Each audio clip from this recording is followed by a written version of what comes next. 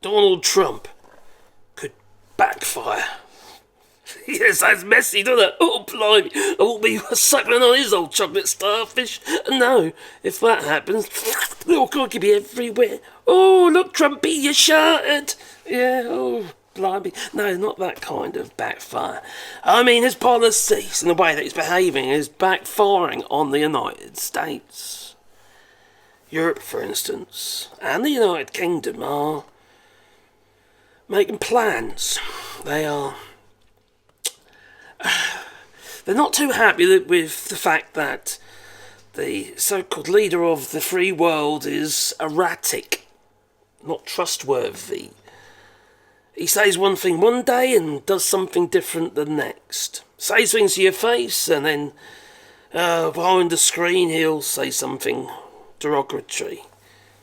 It's just not trustworthy. Whereas dealing with the EU or any continental European businesses and countries is more straightforward, it's more honest. You kind of know where you are and what direction that you're going to head in. You know, you can have a plan. There's no plans with Donald Trump. No.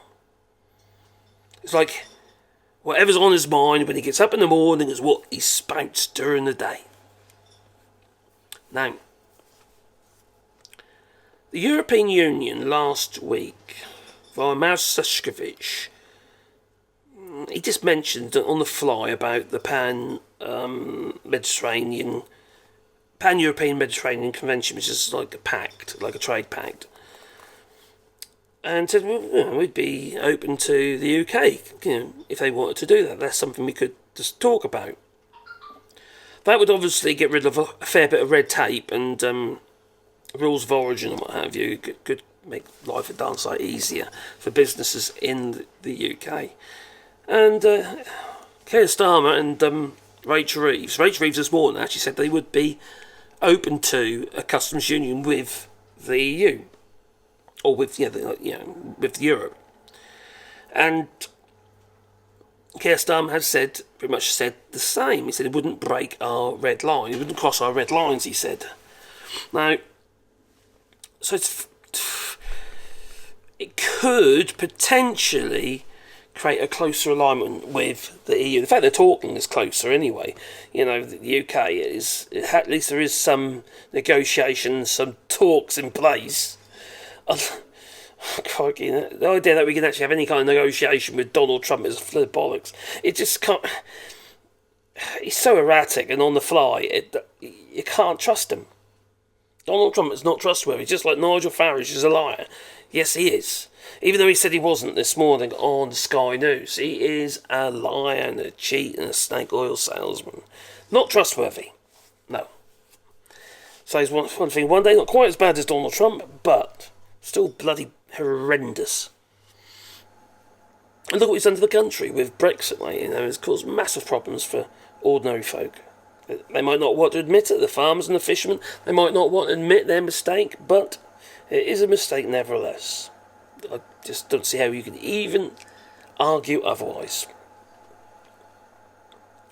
So the UK is open to negotiations with the EU to create some kind, not create, but to become a part of, so a closer alignment with the EU.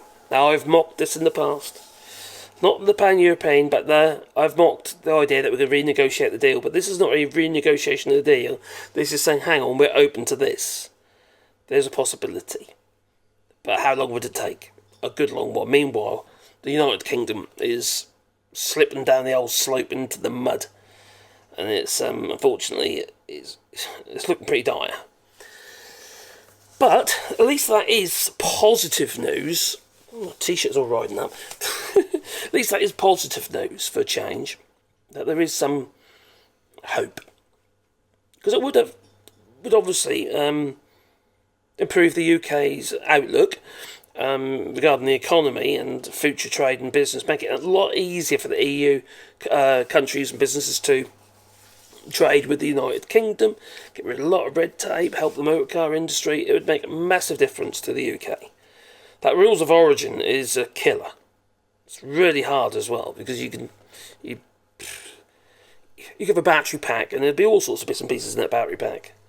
For all different places, generally China. But again, so you can get hit on 10% tariffs and shit on it. So it get very, very expensive. So I'm just glad that there is a little bit of hope there. Something you did mention to me, I think you're looking too much into this. But I hope I'm not. Maybe I am looking too much into it. Maybe I'm hoping too much that something positive come out of it. But on the other hand, I kind of hope that it doesn't come off, because I feel that you need to feel the pain.